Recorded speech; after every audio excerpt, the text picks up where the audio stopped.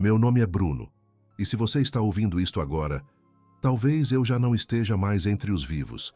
Você pode pensar que isso é um exagero, mas depois de tudo o que vivi, aprendi que a realidade é infinitamente mais horrível do que qualquer conto de fadas de terror. Eu não tinha o menor interesse em ficar famoso ou em assustar outras pessoas com histórias macabras. Eu só queria colocar em palavras tudo aquilo que ninguém acreditaria se não estivesse registrado. É como uma confissão, como um desabafo, e acima de tudo como um aviso. Há coisas que deveriam ser deixadas no esquecimento. Existem lugares que deveriam ser escondidos para sempre. Mas às vezes a necessidade fala mais alto e um homem precisa fazer o impossível para sobreviver. Tudo começou no início do outono, quando a empresa onde eu trabalhava decretou falência e todos os funcionários foram dispensados sem cerimônia. Eu sempre achei que seria uma daquelas pessoas que passam a vida inteira seguindo uma rotina segura, terminando seus dias com a aposentadoria e um pequeno jardim para cuidar. De repente, me vi com 41 anos, sem emprego, morando em uma cidadezinha do interior e responsável por cuidar da minha mãe idosa. Não tínhamos economias suficientes para manter as contas por muito tempo, e as oportunidades de trabalho na região eram praticamente nulas. Foi nesse momento que recebi a ligação de um homem chamado Osvaldo, que dizia ser responsável pela manutenção de uma antiga usina hidroelétrica desativada, localizada a 3 horas de estrada de onde eu morava. Ele explicou que a usina, embora desativada havia décadas, ainda precisava de manutenção regular porque servia como reservatório de água para a cidade e para outras regiões. Um dos funcionários havia pedido demissão repentinamente, e eles estavam desesperados por alguém que aceitasse viver lá por pelo menos 6 meses, cumprindo algumas tarefas específicas. Eu não tinha experiência com usinas, mas Osvaldo me garantiu que não era um trabalho técnico, que eu receberia treinamento e que boa parte do trabalho consistia em rotinas simples: monitorar equipamentos, manter alguns geradores auxiliares, anotar níveis de água e, principalmente, garantir que ninguém entrasse na propriedade. O salário era excelente, pagaria todas as nossas dívidas e permitiria que minha mãe finalmente fizesse a cirurgia de catarata que precisava. Era uma proposta boa demais para recusar. Então, apesar de um frio na barriga que não conseguia explicar, aceitei. Na semana seguinte, Osvaldo apareceu na porta da minha casa com um sorriso amistoso, uma pasta de documentos e uma caminhonete velha. Era um homem robusto com cabelos brancos e um semblante cansado, mas havia algo nos seus olhos que me deixou intrigado. Ele me explicou mais detalhes da função e, ao final, me entregou uma folha dobrada ao meio com 8 regras. Você precisa seguir essas instruções à risca. Não importa o que aconteça, não deixe de cumprir cada item, disse com uma seriedade que contrastava com o jeito tranquilo de quando falava sobre salário e benefícios. Eu ri, pensando que talvez fossem regras de segurança, algo como não mexer nos cabos de alta tensão ou não nadar no reservatório. Mas Osvaldo não esboçou um sorriso. Bruno, por favor, leve isso a sério. E caso decida recusar, é melhor me avisar agora, insistiu. Minha curiosidade finalmente venceu a expectativa. Desdobrei o papel e li em silêncio. Nunca perca de vista o nível da água. Mesmo que pareça estável, anote. Mesmo que ache inútil, meça. Se o nível cair mais de 40 centímetros em 24 horas, ligue para mim imediatamente. Às 16 horas todos os dias, desça até a sala das turbinas desativadas e aperte o botão vermelho na parede ao lado da turbina número 3. O botão será o único limpo. Pressione por 20 segundos. Não menos, não mais. Depois saia da sala sem olhar para trás. Nunca fique na sala de controle entre 2 e 3 da manhã. Se você ouvir barulhos vindo do corredor nesse horário, coloque fones de ouvido e mantenha-se em qualquer outro ambiente até o relógio marcar 3 e 5. A usina tem 6 portas de emergência que sempre devem permanecer trancadas. Às quartas-feiras à noite, você deve conferir se elas estão, de fato, trancadas. Se encontrar qualquer uma delas destrancada, não feche. Simplesmente corra para seu quarto. Tranque a porta e espere até o amanhecer. De manhã, a porta estará fechada sozinha. Às segundas-feiras, Um barco de pescadores passará pelo lago acima da usina. Eles sempre gritarão cumprimentos, nunca acene de volta. Se por algum motivo você estiver na área das comportas e sentir um cheiro forte de flores, saia imediatamente e tranque a porta atrás de si. O cheiro desaparecerá em alguns minutos. Finja que isso não aconteceu. Não comente comigo ao telefone. Você encontrará uma caixa de madeira trancada no armário do seu quarto. Não tente abri-la. Não pense nisso. É importante que você a deixe onde está. Quando finalizar seus 6 meses, nós pegaremos a caixa. Se ela estiver aberta, não receberá o último pagamento. Por fim, a regra mais importante. Confie no seu relógio, não no relógio da usina. Traga seu próprio relógio de pulso e ajuste-o de acordo com um horário confiável antes de se mudar. O relógio na sala principal não está quebrado, mas você não deve usá-lo como referência. Nunca. Se você notar que seu relógio atrasou ou adiantou mais de 20 minutos em relação ao que deveria, retorne ao seu quarto e espere até o amanhecer antes de retomar qualquer atividade. E, acima de tudo, nunca mude o horário do relógio da usina. Eu li cada item 2 vezes, então olhei para Osvaldo. "Você está brincando comigo?" perguntei, esperando que ele começasse a rir. Mas Osvaldo balançou a cabeça. "Isso é mais sério do que qualquer manual de segurança. Não posso te obrigar a acreditar, mas posso garantir que os que não seguiram acabaram mal. Alguns enlouqueceram. Outros simplesmente sumiram. A escolha é sua." As palavras dele ecoaram dentro da minha cabeça por um longo tempo. Minha mãe precisava daquele dinheiro. E convenhamos, quantos trabalhos existiam que não pareciam ter regras estranhas ou superiores exagerados? Talvez a usina tivesse mesmo particularidades. Pensei que poderia lidar com regras excêntricas, desde que não fossem perigosas. Além disso, o botão vermelho, o relógio, o cheiro de flores, tudo parecia conto de terror para assustar novato. Porém, no fundo, eu sabia que estava prestes a entrar em algo muito diferente de tudo que já vivera. O jeito como Osvaldo encarava o papel com as regras, a forma como sua voz vacilava ao falar de quem havia ignorado as instruções, não era teatro. Decidi aceitar. Voltei para casa, preparei minhas malas e abracei minha mãe com força, prometendo ligar todos os dias. Ela me olhou como se já não me reconhecesse, como se soubesse que estava me perdendo para sempre. Talvez ela sempre tivesse tido sensibilidade para perceber o que eu sempre ignorei. Talvez, de alguma forma, ela soubesse que a usina submersa esconderia não só água e concreto, mas segredos que poderiam me engolir por completo. A chegada. A estrada até a usina era tortuosa, ladeada por florestas densas e cortada por riachos cristalinos. O ar era úmido e o céu, mesmo em plena tarde, parecia mais escuro do que nos arredores de casa. O portão principal, feito de ferro enferrujado, abria-se automaticamente quando alguém se aproximava com o crachá correto. Do outro lado, uma descida íngreme levava até um complexo de prédios cinzentos e silenciosos, meio cobertos pelo mato e pela névoa do lago. À primeira vista, era um lugar bonito, com o espelho d'água refletindo o céu cinzento e as montanhas ao fundo. Mas logo abaixo da superfície, a eletricidade do ar anunciava algo inquietante.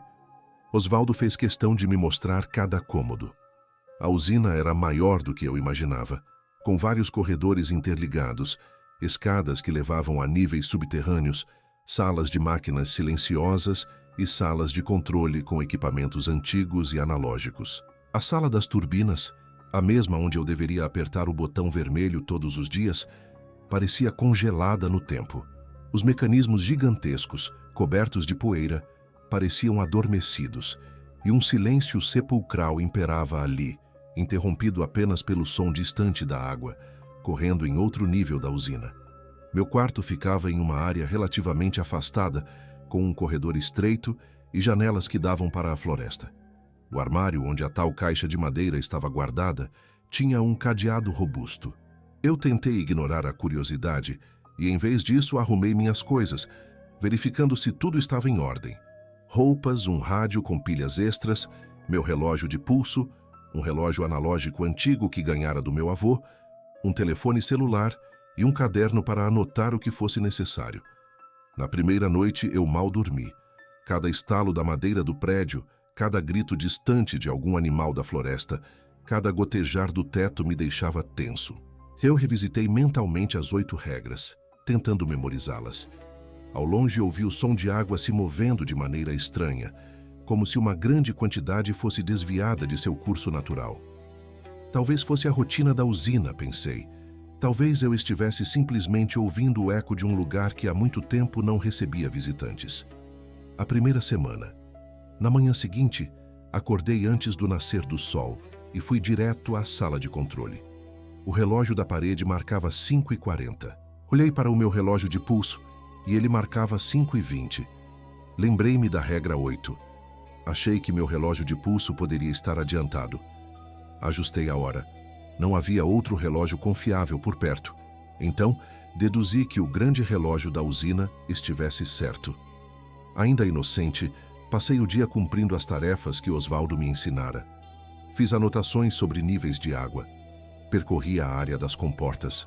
Às 16 horas em ponto, desci até a sala das turbinas e encontrei o botão vermelho coberto por poeira, mas ainda assim claramente visível, brilhando como se tivesse sido polido recentemente. Pressionei por 20 segundos, enquanto contava em voz alta. O botão fez um leve clique, mas nada mais aconteceu. Naquela primeira vez, me senti ridículo. Quando terminei, saí da sala e me forcei a não olhar para trás. A rotina repetiu-se nos dias seguintes. Eu começava a entender a usina, a memorizar seus cheiros e sons. Comecei a andar pela estrutura com mais naturalidade, como se aquela fosse minha casa. Às segundas-feiras, ouvi o barco dos pescadores. Eles passavam no lago acima, conversando alto. Uma das vozes soou muito familiar, como a de um amigo de infância. Senti uma vontade forte de acenar, de gritar, de pedir notícias, mas lembro da regra 5. Fiquei escondido, observando. O barco continuou o seu caminho, e as vozes ecoaram pelo lago como assombrações de um passado distante. Na quarta-feira, percorri as 6 portas de emergência da usina. Todas estavam trancadas, com cadeados enferrujados e correntes firmes. Suspirei aliviado. Achei que talvez tudo fosse mais simples do que imaginara. No 6º dia, recebi uma ligação de Osvaldo. Ele estava satisfeito com meus relatórios sobre o nível da água. Perguntou se eu estava bem, se tinha feito todas as tarefas. Eu ri dizendo que as regras eram estranhas, mas que estava seguindo. Por um momento hesitei em mencionar o botão vermelho, mas achei melhor comentar. Eu tenho apertado o botão direitinho, sem olhar para trás, como você disse. Ele faz um clique, mas nada acontece. É normal? Perguntei, tentando soar natural. Houve um silêncio do outro lado. É normal, sim. Não se preocupe com o clique. Apenas continue fazendo, respondeu, e senti um alívio em sua voz. Ah, e Bruno, completou ele, se você ouvir algo vindo da sala das turbinas, finja que não ouviu. Continue a rotina. Isso também é importante. Naquela noite, às 2h30 da manhã, despertei com o som de passos ecoando no corredor. Lembrei imediatamente da regra 3. Peguei meus fones de ouvido, coloquei uma música alta no meu celular e fui para a cozinha da usina, tentando evitar a sala de controle. Enquanto a música abafava qualquer barulho externo, senti algo pesado encostar-se à porta da cozinha. A maçaneta moveu-se como se alguém do outro lado tentasse abri-la. Suas tentativas duraram apenas alguns segundos, mas me pareceram horas. O terror tomou conta de mim. Suava frio, os olhos arregalados tentando enxergar algo. Porém, do outro lado da porta, só havia escuridão. Quando finalmente o relógio de pulso marcou 3h05, o peso desapareceu e o corredor voltou a ficar silencioso. Tirei os fones de ouvido e fiquei por mais alguns minutos sentado, sentindo as pernas bambas. Eu queria ligar para Osvaldo, mas me contive. Não queria parecer fraco. Não ainda. A descoberta da porta destrancada. A segunda semana começou com chuva e com um cansaço constante. Eu passava o dia obedecendo às regras, tentando fingir que era apenas um trabalho maluco em um lugar maluco. Mas à noite, sonhos estranhos tomavam conta da minha mente. Sonhava com corredores infinitos. Sonhava com turbinas que se mexiam sozinhas. Sonhava com uma mulher cantando uma canção sem palavras ao fundo. E às vezes sonhava com o lago, como se algo gigantesco se movesse em suas profundezas e o brilho de olhos me observasse através da água. Foi na segunda semana que a coisa mais assustadora aconteceu. Era uma quarta-feira. Lembrei-me da regra 4 e fui conferir as portas de emergência. As 5 primeiras estavam fechadas. A sexta, no entanto, estava escancarada. Era uma porta grande, de ferro pesado, na área inferior da usina, próxima às comportas. Deveria estar trancada, mas não estava. Eu não poderia fechá-la. A regra era clara. Aquilo parecia um teste. Eu estava sozinho, e ali, no limite da regra, precisava decidir em segundos o que fazer. Senti um cheiro de água estagnada, de mofo, de algo velho e esquecido. O corredor escuro além da porta parecia um túnel sem fim. Numa fração de segundo, imaginei quem poderia estar ali. Seria alguma pessoa perdida? Seria alguma criatura que habitava as áreas inundadas? Não sabíamos da existência de habitações subterrâneas no local. E se o cheiro fosse a flor mencionada na regra 6? Eu quase desmaiei de medo, mas respirei fundo. Sem pensar 2 vezes, corri de volta pelo corredor, trancando a porta de ferro do andar acima. Cheguei ao meu quarto arfando, as mãos tremendo. Tranquei a porta, encostei uma cadeira na maçaneta e sentei no chão, tentando recuperar o fôlego. Do lado de fora, o corredor parecia silencioso, mas ao longe, ouvi algo se arrastando. Um barulho semelhante ao de escamas raspando no concreto. Fechei os olhos e me encolhi, desejando que aquilo fosse apenas imaginação. No dia seguinte, voltei à porta, tremendo, com as mãos suadas. E ela estava fechada. Nem sinal de que havia sido aberta. As correntes estavam intactas e as marcas de ferrugem continuavam no lugar. Se eu não tivesse anotado em meu caderno, duvidaria de mim mesmo. Mas eu sabia o que havia visto. Lembrei-me das palavras de Osvaldo e respirei aliviado por ter seguido a regra. Anotei no meu caderno: porta de emergência 6, aberta. Não toquei. Corri para o quarto. Ouvi sons. Era o tipo de registro que poderia salvar minha sanidade no futuro. Também enviei um e-mail para Osvaldo, mencionando o ocorrido de forma sutil, dizendo que havia encontrado uma porta aberta, mas seguido a instrução de não fechá-la. Ele respondeu poucas horas depois: tudo certo, apenas continue fazendo o seu trabalho. Os barqueiros e o som de flores. Durante a terceira e quarta semana, comecei a notar pequenas mudanças. A usina parecia menos silenciosa. Às vezes, quando passava pelos corredores, ouvia cochichos, como se vozes antigas sussurrassem segredos que eu não entendia. Um dia, enquanto caminhava perto da comporta principal, senti um cheiro estranho. Não era exatamente o cheiro de flores mencionado na regra 6. Era um aroma mais doce, quase como mel. Fiquei tentado a tentar descobrir de onde vinha. Lembrei da regra e saí correndo, fechando a porta atrás de mim. Alguns minutos depois, já longe da área das comportas, percebi que o cheiro havia se dissipado. Ficou em minha cabeça como um enigma. O que havia além daquela porta? Seria algum tipo de jardim submarino? Um nicho inundado que exalava perfumes antigos? Não sei. E naquele momento, também não quis saber. Em uma segunda-feira, por volta do meio-dia, recebi a visita do barco de pescadores novamente. Eu já sabia o que fazer. Observar, mas não interagir.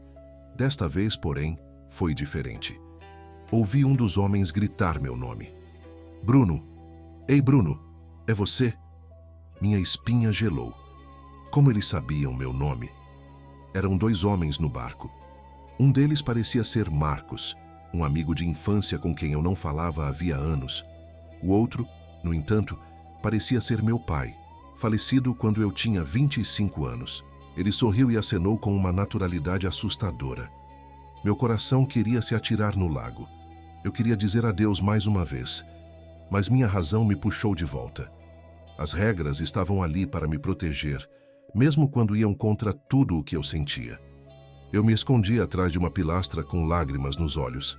Os gritos continuaram por alguns minutos, até que a voz de Marcos se distanciou no vento, e o barco sumiu na curva do rio. Mais tarde liguei para minha mãe e perguntei se ela tinha visto Marcos recentemente. Ela disse que não, que ele havia se mudado para longe. Fiquei em silêncio, sem saber se contava a ela sobre o que acontecera. Resolvi poupá-la daquela verdade. A caixa proibida. Eu vinha ignorando a caixa no armário do meu quarto, fazendo um esforço consciente para não pensar nela. Entretanto, como é da natureza humana, a curiosidade foi crescendo a cada dia.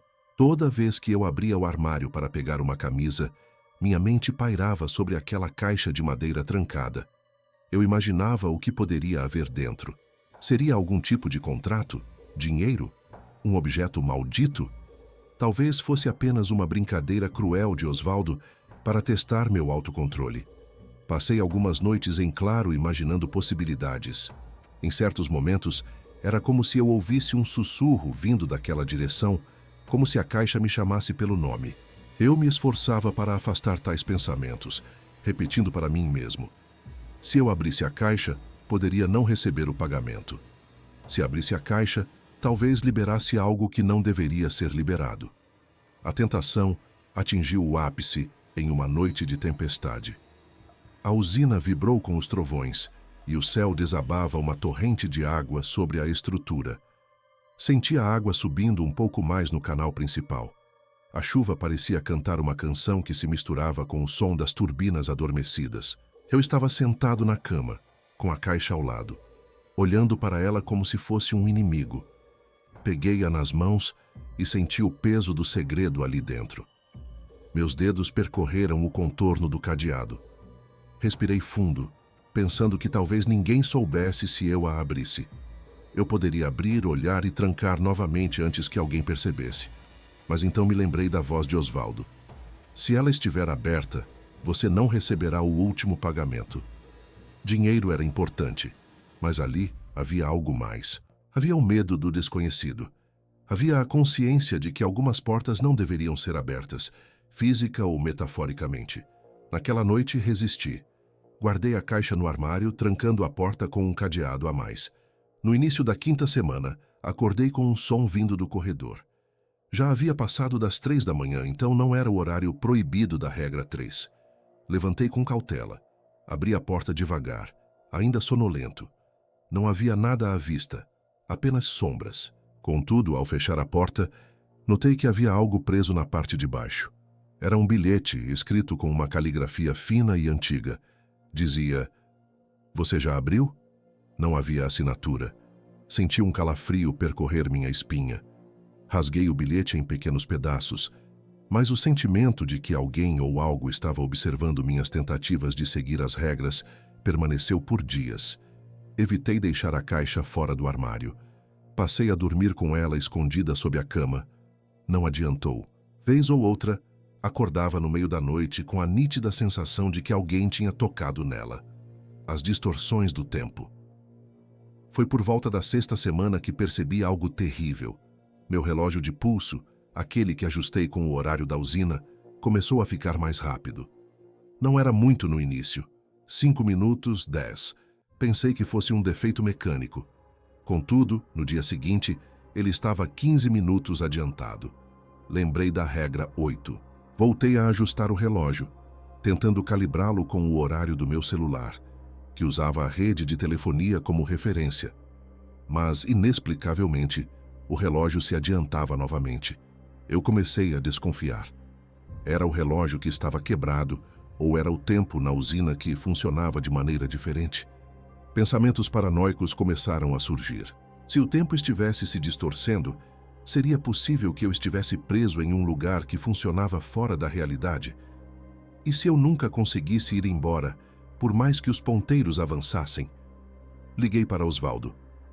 Meu relógio está adiantando. Já ajustei 2 vezes, mas continua se adiantando. E se eu não confiar no relógio da usina, vou me perder, falei, nervoso. Houve um silêncio longo até ele responder. Eu sei, isso acontece às vezes. Apenas siga a regra 8. Mesmo que seu relógio pareça errado, siga-o. Se ele adiantar ou atrasar mais de 20 minutos, espere até o amanhecer antes de fazer qualquer coisa. E não mude o horário do relógio da usina. Confie em mim. Essa resposta não me tranquilizou. Passei as noites seguintes olhando para os ponteiros do relógio como quem observa uma bomba-relógio. Às vezes, eu tinha a impressão de que eles se moviam de maneira irregular, fazendo pequenos saltos, voltando ou avançando depressa demais. Durante o dia, o tempo parecia se arrastar, cada minuto se esticando como um chiclete. À noite, as horas voavam, e eu só percebia quando já passava das 3. Para piorar, comecei a notar inconsistências nas minhas anotações. Meus relatórios de nível de água pareciam fora de ordem. Anotações com datas e horários diferentes se misturavam. Pensei que talvez estivesse cometendo erros, mas isso era improvável. Eu era um homem organizado, sempre fora.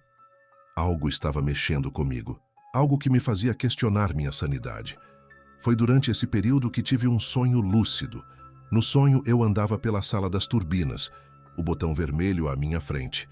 Apertava-o e ele afundava como se eu estivesse apertando algo muito macio. De repente, em vez de sentir o metal, senti algo quente e pulsante. Tirei a mão e vi que ela estava coberta de sangue. Virei-me assustado e vi uma figura à porta, algo que não consegui identificar. Acordei gritando com o coração acelerado. Ao olhar para o meu relógio, percebi que faltavam 5 minutos para as 4. Passei o resto da noite acordado, com medo de pegar no sono novamente. Um visitante inesperado. No início da 7ª semana, fui surpreendido por uma batida na porta principal da usina. Era um homem alto e magro, usando um chapéu antigo e uma capa longa. O sol estava se pondo e a luz que atravessava as janelas criava um halo ao redor dele. Meu primeiro instinto foi ignorar, mas a batida foi insistente. Perguntei quem era e o homem disse: "Sou o inspetor do governo. Preciso verificar a estrutura." Foi estranho porque eu nunca ouvira falar de inspeção e Osvaldo sempre avisava quando alguém aparecia. Olhei pelo olho mágico da porta e vi o chapéu. Lembrei da regra 5, que falava sobre barqueiros, mas nada sobre inspetores. Mesmo assim, algo naquela cena me incomodou. Resolvi perguntar a Osvaldo.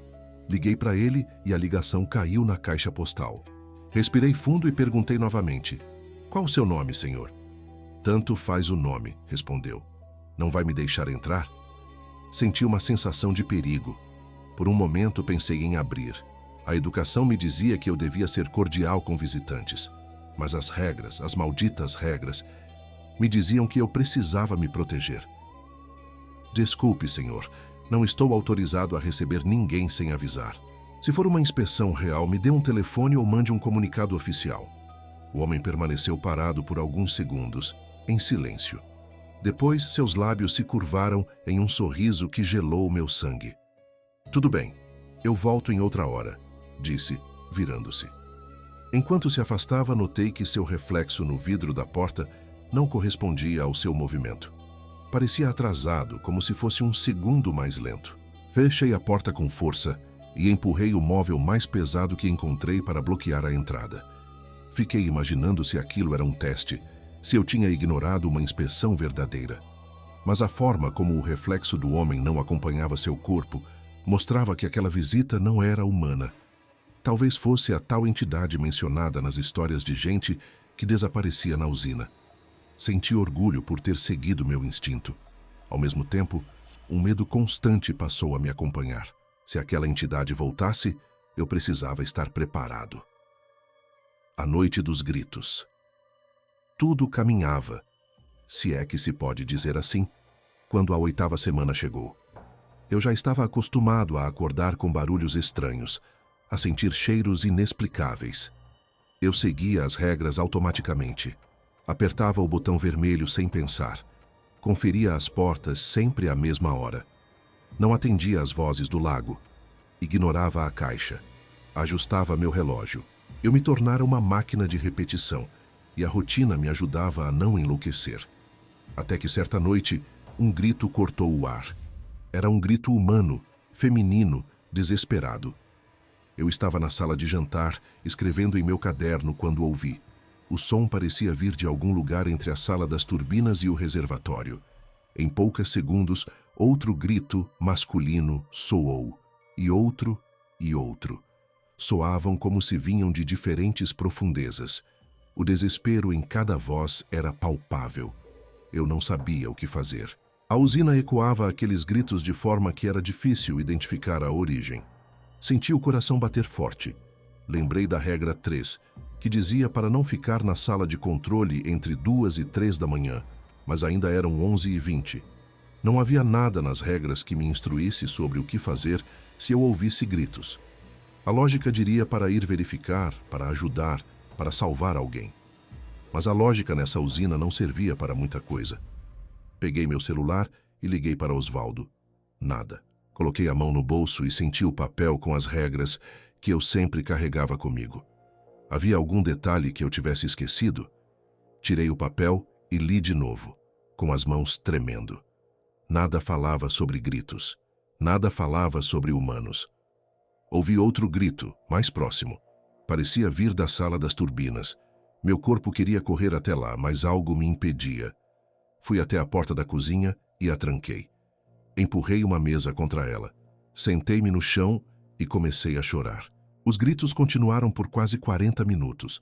Aos poucos, foram se tornando mais fracos, como se as vozes estivessem se afastando. Finalmente, o silêncio voltou. O relógio marcava 00:05, quando o último grito desapareceu. Na manhã seguinte, liguei para Osvaldo.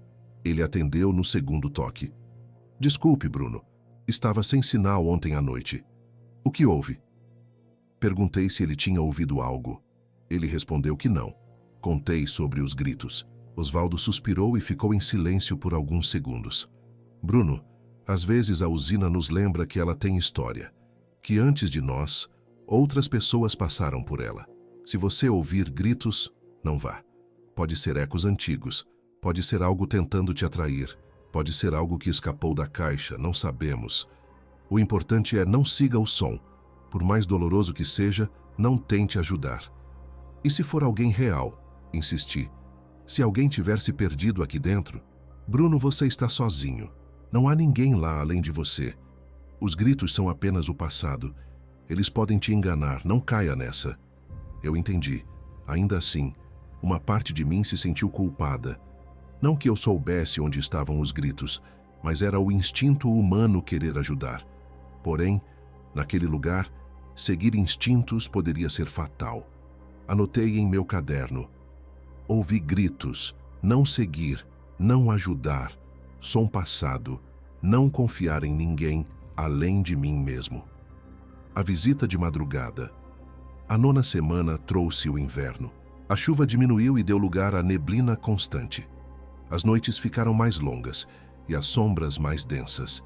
Foi nesse ambiente que, certa madrugada, ouvi passos no corredor. Lembrei que já passava das 3 da manhã e que eu não precisava ficar trancado na sala de controle. Mesmo assim, eu estava no meu quarto, lendo um livro antigo que encontrei na biblioteca da usina. Fechei o livro, vesti meus chinelos e abri a porta. O corredor estava vazio, exceto por uma figura ao fundo, perto da escada. Ela vestia um uniforme da usina, semelhante ao meu, e estava de costas para mim, olhando para baixo como se quisesse descer. "Quem está aí?" perguntei com a voz firme. A figura não respondeu. "Você é funcionário?" insisti. A figura se virou lentamente. Era um homem, mas eu não conseguia ver seu rosto. A luz estava fraca e a neblina que parecia se formar até mesmo dentro da usina o cobria parcialmente. Ele deu um passo na minha direção. "Você não deveria estar aqui", sussurrou, a voz quase inaudível. Minha respiração ficou presa na garganta. "Como entrou?" perguntei. Ele sorriu. "Eu sempre estive aqui, só não me via." Minhas pernas ficaram bambas.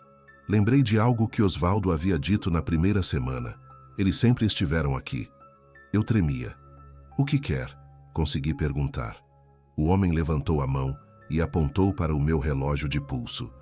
"Seu tempo está se esgotando", disse, e desapareceu. Sumiu diante dos meus olhos como se fosse feito de fumaça. Corri de volta para o quarto. Tranquei a porta e apoiei a cadeira contra ela. Olhei para o meu relógio. Faltavam 15 minutos para as 3h40. Era impossível que ele soubesse de algo, pensei. Talvez fosse minha imaginação. Talvez eu estivesse começando a ver coisas. Entrei em pânico. Peguei um bloco de papel e comecei a escrever tudo o que ele dissera. Seu tempo está se esgotando. Seria uma ameaça, um aviso? Será que eu estava perto de sair ou de morrer? Na manhã seguinte, liguei para Osvaldo. Ele atendeu e disse: "Bom dia, Bruno. Tem alguma coisa?" Contei sobre o homem. Ele ficou em silêncio por algum tempo. "Bruno, a história sobre pessoas que já trabalharam aí antes e que voltam para avisar os novos. Não sabemos quem são. Não sabemos se são fantasmas ou alucinações. Mas, de alguma forma, eles sabem de coisas que nós não sabemos." "O que ele disse?" "Disse que meu tempo estava se esgotando", respondi com a voz trêmula, e apontou para o meu relógio. Osvaldo respirou fundo. "Bem, seu contrato é de 6 meses. Você já está na 9ª semana. Falta pouco. Continue firme. E não se preocupe, se você seguir as regras, nada vai acontecer." As regras quebradas. Na 10ª semana, algo que eu temia aconteceu. Quebrei uma regra. E não porque quis, mas porque a usina decidiu que eu iria quebrar. Era uma terça-feira. Eu estava na sala de controle, conferindo os relatórios de nível de água. Tinha anotado tudo conforme o protocolo, quando ouvi um barulho vindo da sala das turbinas. Era um som de metal arranhando metal, como se as turbinas estivessem tentando se mover. Lembrei da regra que dizia para não ficar na sala de controle entre 2 e 3 da manhã. Olhei para o relógio. Era 1h50. A regra não se aplicava ali, pensei, mas o barulho estava me incomodando. Era constante, insistente. Pensei em ligar para Osvaldo, mas sabia que a essa hora a ligação provavelmente falharia. Resolvi ir até lá. Desci as escadas e senti o cheiro de óleo queimado. A sala das turbinas estava envolta em uma penumbra. O som vinha da turbina número 3, a mesma do botão vermelho. Olhei para o botão, ele estava lá sem poeira, como sempre. O som, no entanto, parecia vir de dentro da turbina, como se algo estivesse batendo no metal. E então ouvi um sussurro. "Socorro!" Parei. Olhei ao redor. "Socorro!" repetiu a voz vindo da turbina. "Alguém me ajuda, estou preso." Meu coração acelerou. "Quem é?" perguntei, me aproximando. "Tem alguém aí?" A voz parecia ser de uma criança, um menino. "Me tira daqui. Está escuro. Estou com medo." Aquilo me cortou a alma. Pensei nos gritos que havia ouvido semanas antes. Pensei nas vozes que me chamavam do lago. E pensei no meu instinto de proteção, que sempre quis ajudar. Eu sabia que poderia ser uma armadilha. Eu sabia que provavelmente era. Mas e se não fosse? E se alguém tivesse realmente caído na turbina? "Como você entrou aí?" perguntei hesitante. A voz soluçou como se estivesse chorando. "Eu estava brincando. Meus amigos me trancaram. Algo dentro de mim gritou para que eu corresse. Outra parte me incitou a abrir a tampa da turbina e ajudar. Lembrei da regra que dizia para não mexer em nada além do botão. Apertei os dedos com força. "Não posso te ajudar agora. Vou chamar ajuda", menti recuando. "Não vá, por favor. Não me deixe", suplicou a voz. Eu senti uma dor cortante no peito. Mas recuei. Saí da sala das turbinas às pressas e subi as escadas. No momento em que saí pela porta, ouvi um grito alto e assustador, como se algo tivesse sido arrancado de alguém. Fechei a porta com força e, de repente, o grito cessou. Sentei no chão, ofegante, tentando entender o que tinha acabado de acontecer. Se eu tivesse aberto a turbina, talvez eu mesmo tivesse sido puxado. Talvez algo tivesse me agarrado. Talvez fosse a mesma coisa que fazia a voz gritar socorro. Mas não saberia, nunca saberia. E eu precisava conviver com essa dúvida. Foi a primeira vez que senti raiva das regras. Elas me impediam de agir quando o instinto de compaixão falava mais alto. Se alguém realmente estivesse preso ali, eu não poderia ajudar. Se fosse uma criança, eu a deixaria morrer. Como conviver com isso? Liguei para Osvaldo e contei sobre a voz. Ele disse que era coisa da usina, que já tinham ouvido aquilo antes e que nunca encontraram ninguém. "Não caia nisso, Bruno. A usina usa nossas fraquezas contra nós. Ela sabe que seu ponto fraco são os mais vulneráveis. Não deixe que ela te engane." Suas palavras fizeram sentido, mas não confortaram meu coração. A confissão de Osvaldo. Na 11ª semana, quase ao final do meu turno, Recebi a visita inesperada de Osvaldo. Eu não esperava vê-lo tão cedo. Ele apenas avisou que apareceria no último mês para me substituir. Ver sua caminhonete entrando pelo portão me trouxe alívio. Ele estacionou, desceu com um sorriso cansado e me cumprimentou. Notei, porém, que estava mais abatido do que antes, com olheiras profundas e um olhar perdido. "Como você está, rapaz?" perguntou, enquanto eu o guiava até a sala de jantar. Contei tudo o que havia acontecido. O homem do chapéu, os gritos, a voz da criança. Ele ouviu em silêncio, sem fazer comentários. Finalmente, depois de alguns minutos, falou: "Bruno, sinto muito. Quando te coloquei aqui, eu sabia que estava te colocando numa posição difícil, mas precisava de alguém que eu confiava. Preciso te contar algo." Ele respirou fundo, ajeitou o boné na cabeça. "Eu trabalhei aqui por 25 anos. Não havia regras quando cheguei. As coisas aconteciam e ninguém sabia como se proteger. Alguns enlouqueceram, outros desapareceram. Eu mesmo quase sucumbi. Foi quando encontrei um antigo diário escondido em uma das paredes. Era de um engenheiro que supervisionou a construção da usina. Ele mencionava coisas estranhas que a equipe dele havia visto. E mais importante, ele deixou algumas orientações do que fazer para evitar que eventos ocorressem." Ele olhou para a mesa. "Foi daí que surgiram as regras. Eu as adaptei. Acrescentei outras, baseadas no que vi e no que deu certo. Mas há coisas que nem mesmo as regras conseguem explicar. Há coisas que residem aqui e que não seguem lógica. E elas se adaptam. Elas aprendem com você.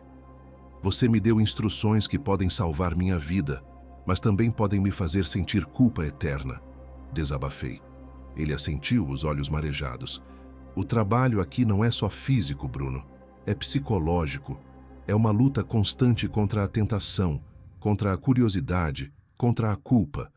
Eu sei que é um fardo enorme, por isso sinto muito, mas precisava de alguém cuidadoso, e você sempre foi dedicado em tudo o que fez." Fiquei em silêncio, digerindo aquela revelação. Em parte, me senti aliviado por saber que ele se importava com quem trabalhava lá. Em parte, senti raiva por ele ter me colocado naquele lugar sem me dar o contexto completo. "Você tem família?" perguntei de repente. "Tenho, sim, uma filha, e era por ela que eu trabalhava. O dinheiro da usina ajudou a pagar a faculdade e o tratamento da minha esposa quando ela ficou doente. Eu fazia isso por elas. Agora, faço por você e pela sua mãe. Estou preso aqui como você, mas no momento, essa é a nossa única opção." Eu entendi.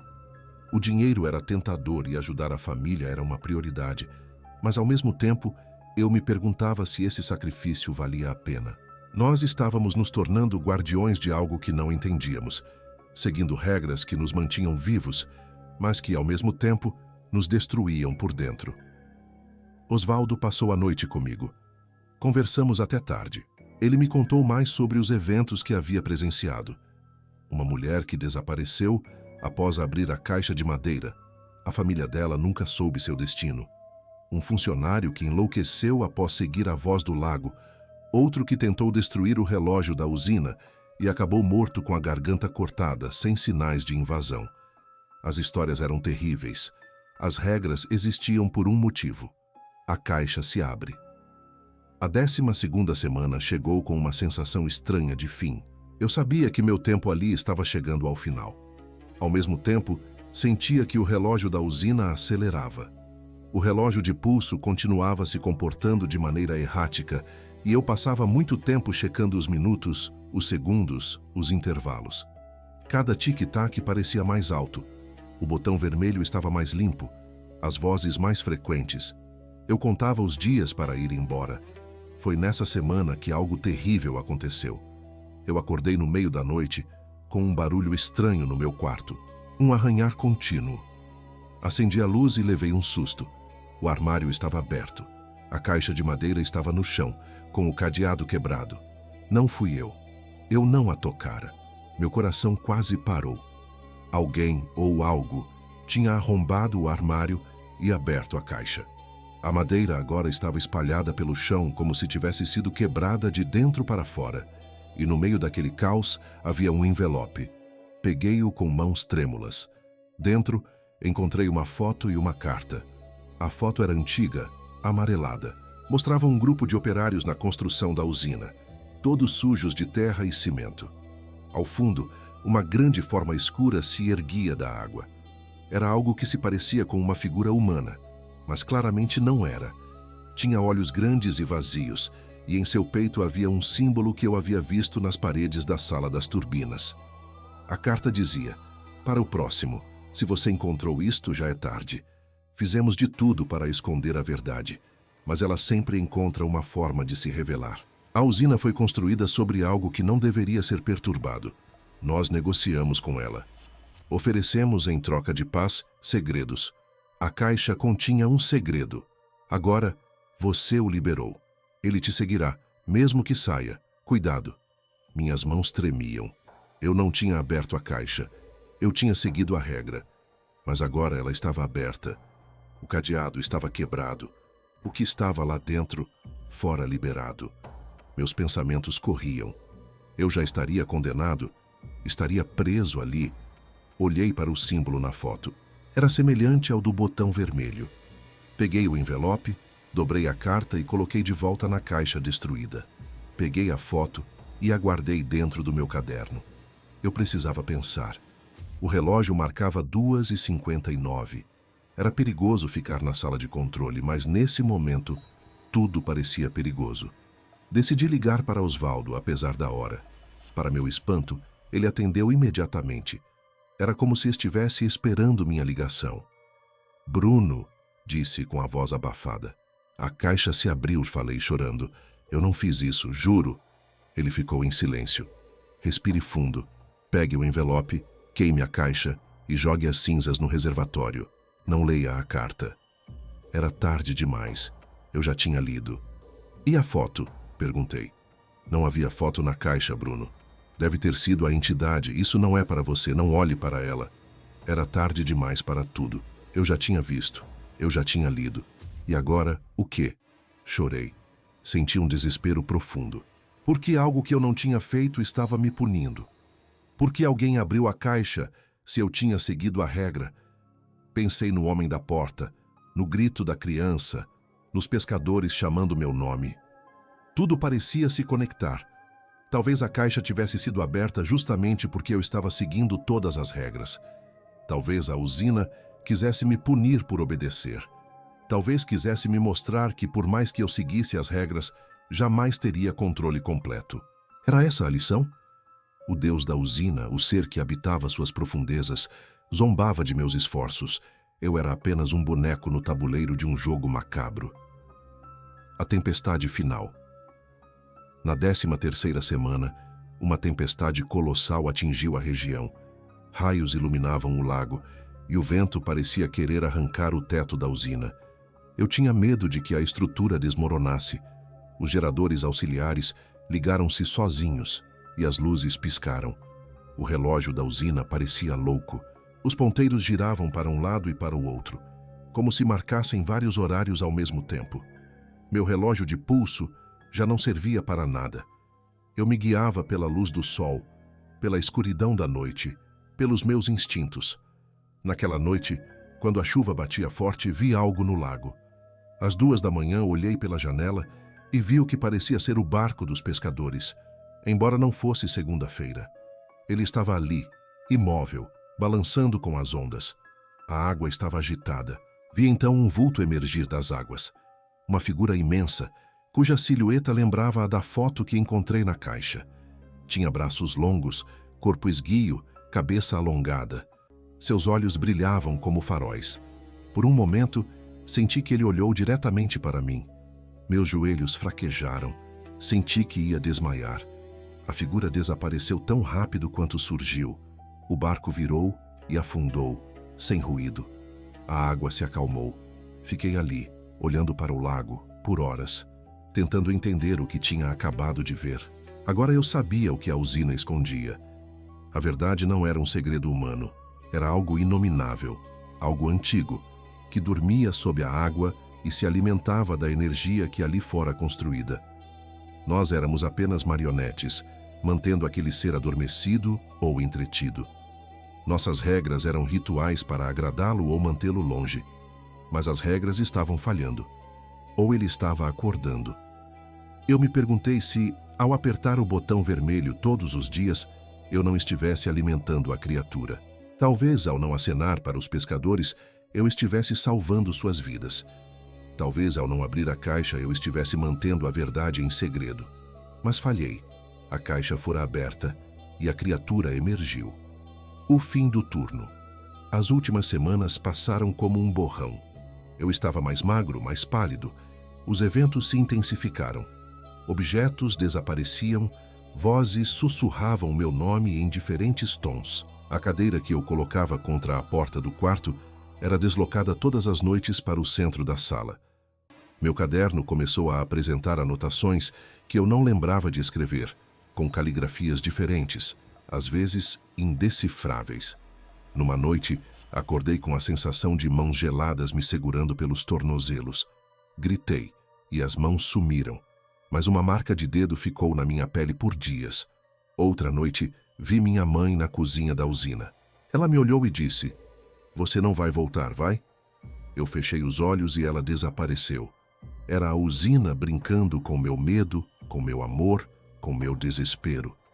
Finalmente, na manhã do 108º dia, ouvi a buzina da caminhonete de Osvaldo. Ele veio com um novo funcionário, um jovem de 20 e poucos anos com olhos curiosos e mãos trêmulas. Vi-me nele. Vi minha ingenuidade nele. Nós conversamos e Osvaldo me tirou daquele lugar. Assinei papéis. Recebi meu pagamento, menos o bônus final por causa da caixa. Tentei argumentar, mas Osvaldo me lançou um olhar triste. "Você sabe por quê", disse. Apenas balancei a cabeça. Eu não queria ficar mais um segundo naquela usina. O retorno ao mundo. Voltar para casa foi surreal. Tudo parecia mais brilhante, mais barulhento. O sol doía nos olhos. Minha mãe me abraçou com força, chorando de alívio. Contei a ela que o trabalho tinha sido difícil, mas que valera a pena. Não entrei em detalhes. Como explicar a ela que eu vira monstros? Como contar que regras salvaram minha vida? Eu retomei minha rotina, mas nada era mais como antes. Em casa, ainda acordava à noite esperando ouvir gritos. Conferia portas e janelas de madrugada. Não conseguia entrar em piscinas ou em lagos. Sentia que algo me observava de dentro da água. Algumas semanas depois, recebi um envelope sem remetente. Dentro, havia uma foto da usina, tirada do alto, com um círculo vermelho desenhado em um ponto específico. Nesse ponto, no lago, havia uma sombra. E no verso da foto, escrito em letras pequenas: "Ele ainda sabe seu nome." Eu rasguei a foto, queimei-a e joguei as cinzas no vaso sanitário. Mas as palavras ficaram gravadas na minha mente. Passaram-se meses. Tudo parecia normal, até que uma noite, sentado na sala, senti um cheiro forte de flores. Minha mãe, assistindo televisão ao meu lado, perguntou se eu tinha comprado algum perfume. Neguei. O cheiro se intensificou. Meu coração acelerou. Eu respirei fundo e tranquei meu quarto. O aroma passou, mas o medo ficou. Lembrei da regra 6. Eu estava fora da usina. As regras ainda se aplicavam? Nunca saí de fato daquele lugar. Em cada sombra, eu via os olhos daquele ser. Em cada espelho, eu via reflexos atrasados. Em cada relógio, eu ouvia tic-tacs irregulares. Eu nunca voltaria a ser o mesmo. Epílogo. Você pode pensar que eu inventei tudo isso. Eu não teria acreditado se não tivesse vivido. Mas a verdade é que, em algum lugar do interior do país, há uma usina desativada que serve de prisão para algo antigo. E há homens e mulheres que, por necessidade ou desespero, passam por lá, guiados por regras que os mantêm vivos, ou que os condenam a coisas piores do que a morte. Eu sobrevivi, mas uma parte de mim ficou naquela usina. Talvez a caixa tenha liberado algo que me segue.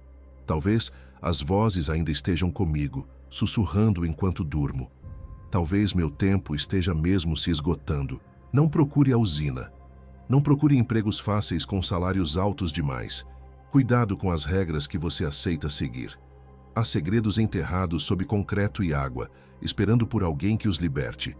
E se você ouvir um botão vermelho pedindo para ser pressionado, ou uma voz chamando seu nome no meio da noite, ou um cheiro de flores onde não deveria existir, pense bem antes de se aproximar. Às vezes, a ignorância é a melhor defesa. Eu ainda não sei se aquela criatura, a verdade, está solta. Eu não sei se a usina ainda está de pé, mas sei que não sou mais o mesmo homem. Eu acordo todos os dias olhando para o relógio de pulso e perguntando a mim mesmo se o tempo ainda segue as regras ou se é apenas mais uma ilusão. Sigo vivendo com as lembranças de um botão vermelho, de uma caixa proibida e de regras que me salvaram e me condenaram. E assim, termino esta narrativa. Não para assustar, mas para alertar. A usina submersa é real. Suas regras são reais. E se você quiser viver, talvez seja melhor nunca descobrir quais segredos estão escondidos nas profundezas da água.